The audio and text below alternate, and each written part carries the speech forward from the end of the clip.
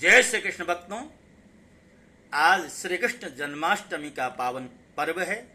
इस अवसर पर मैं आप सबको हार्दिक बधाई एवं शुभकामनाएं देता हूं।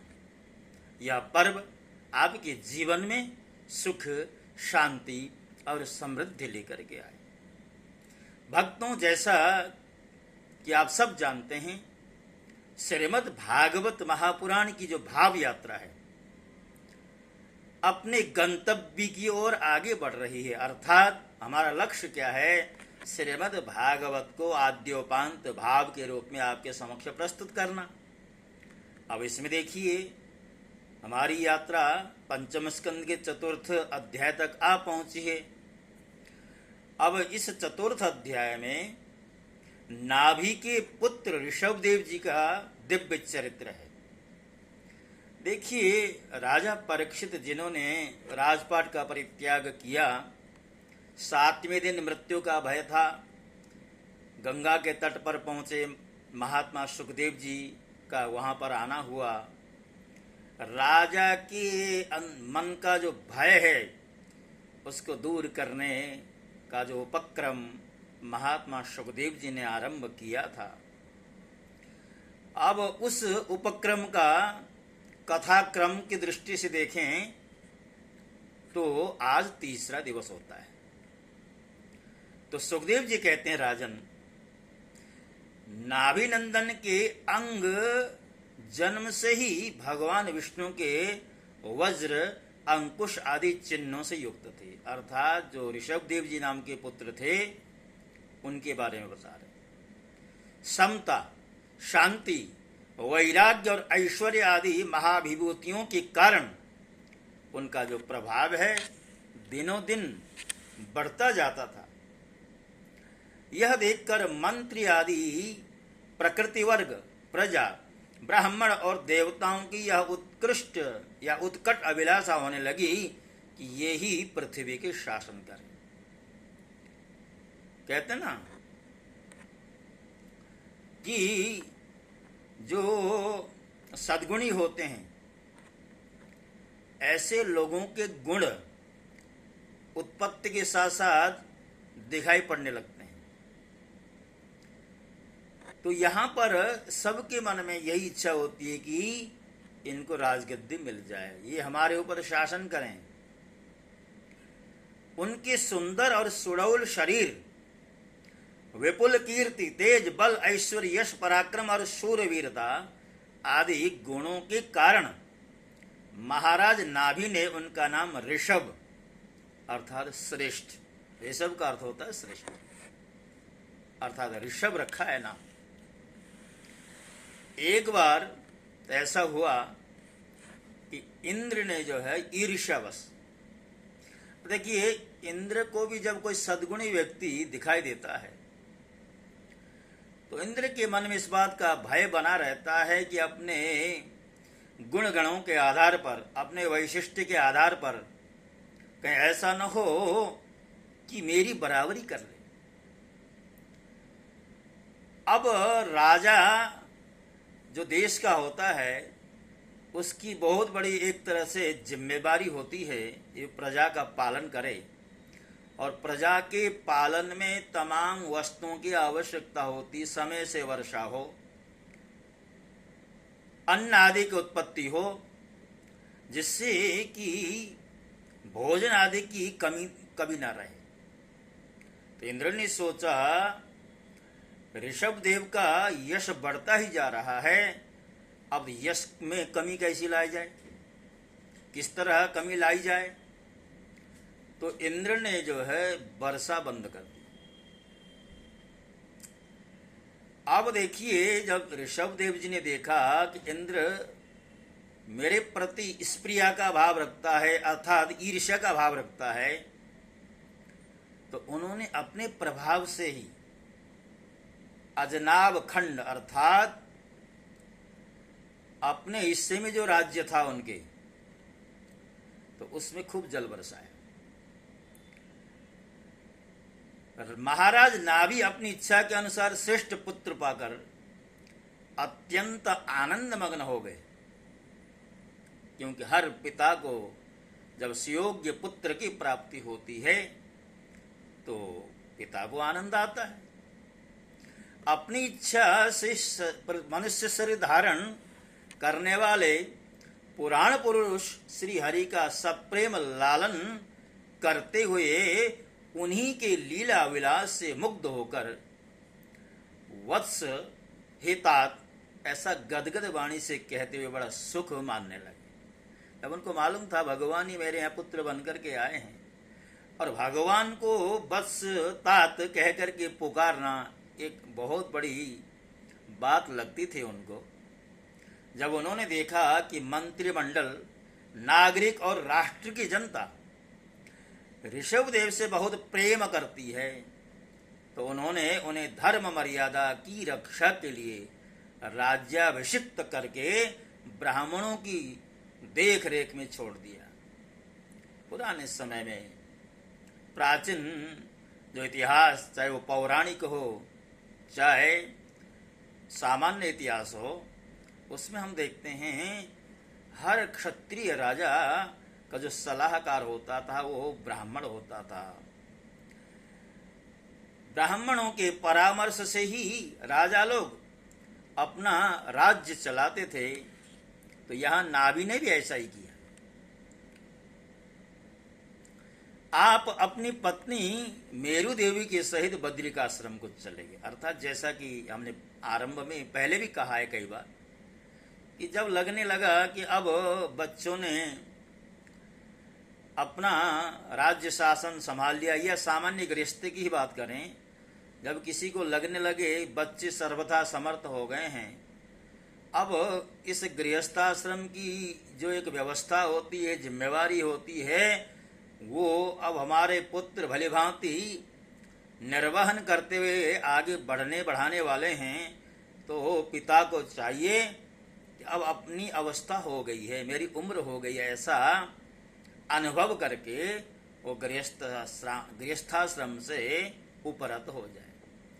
तो नाभि महाराज भी बद्रिकाश्रम को अपनी पत्नी के समेत चले गए, और उन्होंने वहां अहिंसा वृत्ति से, जिससे किसी को उद्वेग न हो, ऐसी तपस्या और कौशलपूर्ण समाधि योग के द्वारा भगवान वासुदेव के नर नारायण रूप की आराधना करते हुए समय आने पर उन्हीं के स्वरूप में स्वयं को लीन कर लिया। मनुष्य जीवन का यही लक्ष्य है। अंतिम समय में हम भगवान में ही लीन हो जाएं, भगवान को पा जाएं, अर्थात भगवत स्वरूप ही हो जाएं। ये मनुष्य देह की सार्थकता इसी में है। सुखदेव जी कहते हैं, परीक्षित, राजा नाभि के विषय में यह लोकोक्ति प्रसिद्ध है। राजर्षि नाभि के उदार कर्मों का आचरण दूसरा कौन पुरुष कर सकता है, जिनके शुद्ध कर्मों से संतुष्ट होकर साक्षात श्री हरि उनके पुत्र हो गए थे। महाराज नाभि के समान ब्राह्मण भक्त भी कौन हो सकता है, जिनकी दक्षिणादि से संतुष्ट हुए ब्राह्मणों ने अपने मंत्र बल से उन्हें यज्ञशाला में साक्षात श्री विष्णु भगवान के दर्शन करा दिए। भगवान ऋषभदेव ने अपने देश अजनाभ खंड को कर्मभूमि मानकर लोक संग्रह के लिए कुछ काल गुरुकुल में वास किया। गुरुदेव को यथोचित दक्षिणा देकर गृहस्थ में प्रवेश करने के लिए उनकी आज्ञा ली। फिर लोगों को गृहस्थ धर्म की शिक्षा देने के लिए देवराज इंद्र की दी हुई उनकी कन्या जयंती से विवाह किया, तथा श्रौत स्मार्त दोनों प्रकार के शास्त्रोपदिष्ट कर्मों का आचरण करते हुए उसके गर्भ से अपने ही समान गुण वाले 100 पुत्र उत्पन्न किए। उनमें महायोगी भरत जी सबसे बड़े और सबसे अधिक गुणवान थे। उन्हीं के नाम से लोग इस अजनाब खंड को भारतवर्ष कहने लगे। यानी जब राजा श्रेष्ठ होता है उसकी द्वारा पालित पोषित जो प्रजा होती है वो भी प्रसन्न होती है। तो देखिए, पहले तो जिस राज्य विशेष में वो राज्य करते थे उसका नाम था अजनाब खंड। उसके बाद इस अजनाब खंड का नाम भारतवर्ष हो गया।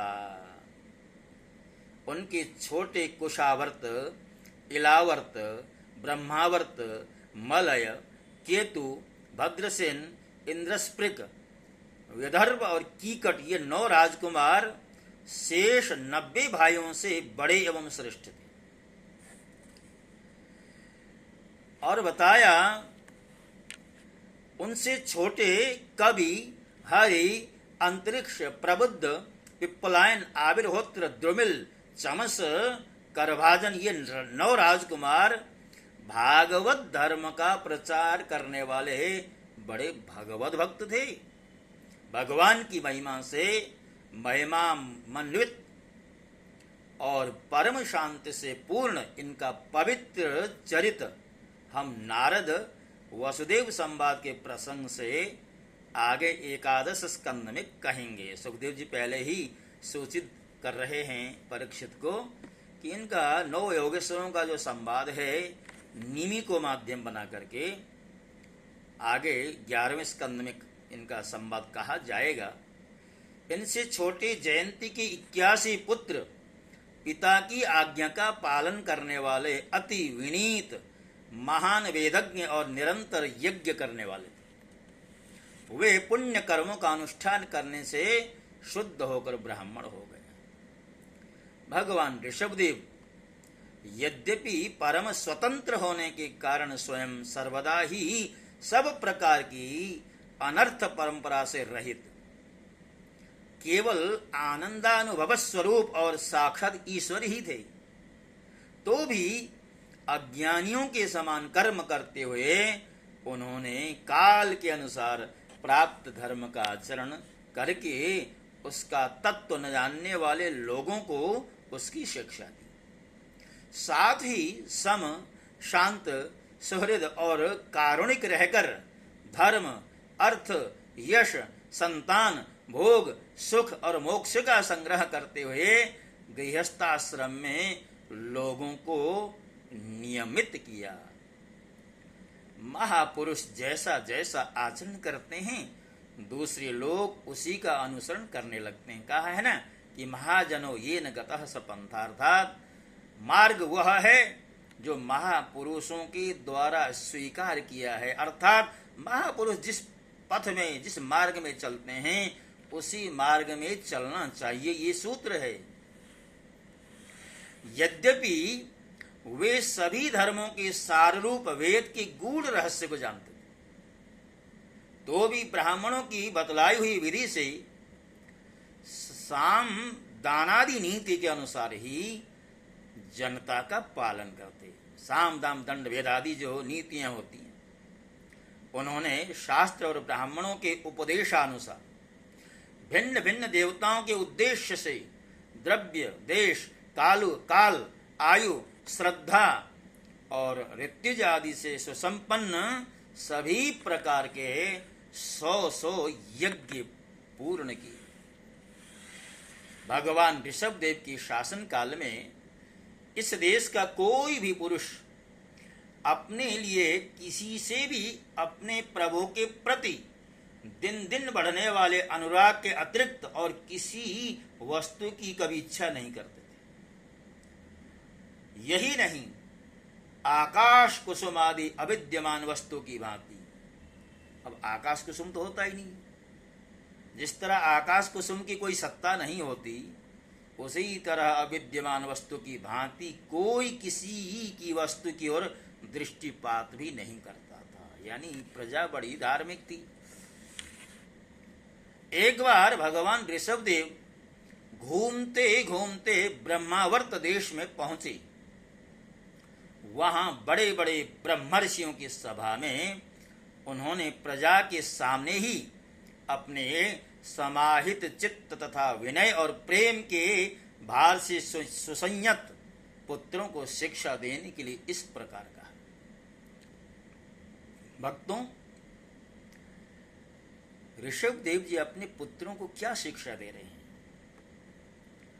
उसकी झलकी अगले अध्याय का जो पहला श्लोक है उसके माध्यम से आपके समक्ष रखते हैं। नायं देहो देहभाजां नृलोके कष्टान् कामा नर्हते बिडभुजां ये तपो दिव्यं पुत्रकायेन सत्वं शुद्धेद्यस्माद् ब्रह्म सौख्यम त्वनंतम। तो ऋषभदेव जी अपने पुत्रों से कहते हैं, पुत्रों, इस मर्त्य लोक में यह मनुष्य शरीर दुखमय विषय भोग प्राप्त करने के लिए ही नहीं है, ये भोग तो विष्ठाभोजी शूकर कुकर आदि को भी मिलते ही हैं। इस शरीर से दिव्य तप ही करना चाहिए जिससे अंतःकरण शुद्ध हो, क्योंकि इसी से अनंत ब्रह्मानंद की प्राप्ति होती है। भक्तों, ये अगला अध्याय अर्थात पंचम अध्याय का पहला श्लोक था। इस श्लोक में ऋषभदेव जी अपने पुत्रों को तप की ही बात बता रहे हैं। जिसके जीवन में तप नहीं है उसका जीवन अधूरा है। आगे अपने पुत्रों को क्या क्या शिक्षा देने वाले हैं वो अगले अध्याय के ही प्रसंग में आपके समक्ष रखा जाएगा। तब तक के लिए मैं आपसे विदा लेता हूँ। जैसा कि हमारा संकल्प है, श्रीमद् भागवत की भाव यात्रा में श्रीमद् भागवत का ही भाव आपके समक्ष रखा जाए, इधर उधर की बात न हो। तो इसी चतुर्थ अध्याय के साथ साथ मैं आपसे विदा ले रहा हूँ। अगले प्रसंग तक के लिए आपसे मैं जय श्री कृष्ण का अभिवादन करते हुए विदा हो रहा हूँ। ओम नमो भगवते वासुदेवाय।